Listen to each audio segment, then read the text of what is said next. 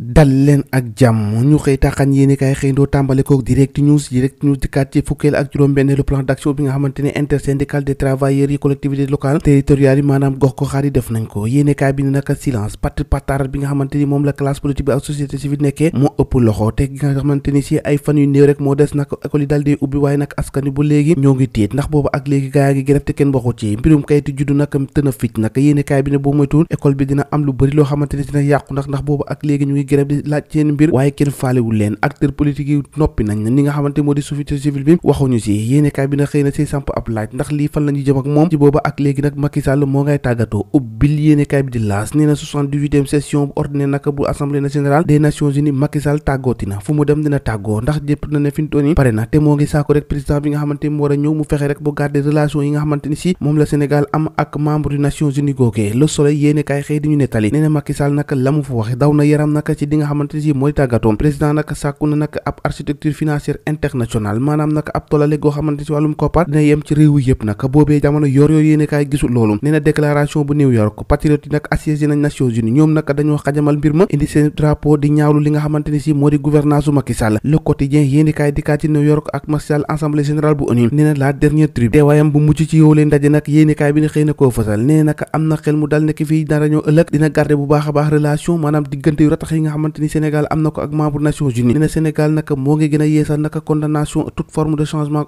anticonstitutionnel boo xamante ni si daanaka booy xool moo ngi am ci Afrique ak coup d'état yu ñu mel nag Macky Sall boobee jamono moo ngi koy ñaawlu leneen loo xamante ni l'info yéene kaay xëy na koo fësal nee nag parti bi nga xamante ni moo di Pastef gannaaw ba ñu ko rey Sénégal Pastef judduwaat na ci Afrique ndax yéene kaay boo ne 10 partis africains yoo xamante ni créé nañ parti Pastef Africa Ousmane Sonko nataalam xëy na fa fësal maanaam Pastef boobee juddu na ki nar a juddoogul kay ci présidentielle 2024 mu jëm moo di enquête yéene kaay nee na PDS moom fi ñu toll nag ñoo ngi waajal bu baax a baax ñoo ngi jekki-jekkal di defaraat naka arrivé nga xamante ni si moo di Karim Wade ndax boobu ak léegi nag amul benn boo xamante ni yëkkati nañ ko ñoom nag nee nañ Karim Wade moo ngi ñëw nag nee na si biir libéraux yi nag nee na ñu ngi prévoir ab congrès boo xamante war nañ ko am ci teewaayu seen candidat boobee di Karim Wade li yéenekaay bi wax nag moo di rivalité Sonko ak Macky société sénégalaise nag xaajalo na ñaar Abdou Khadir Sanogo di ab sociologue nag nee na mbir mi booy xool nag mbirum fanatisme dëgg moo ci dal di am waaye amul ak tollale Walfadjri yéenekaay ñambaa si beneen xibaar bu doy waar moo di ëmb yi nga xamante ni moom lay nemmee ko ci biir l'école yi booy xool nag lu toll ko junneeg ñaar téeméer kaa yoo xamante ni lim nañ ko ci décembre 2022 gile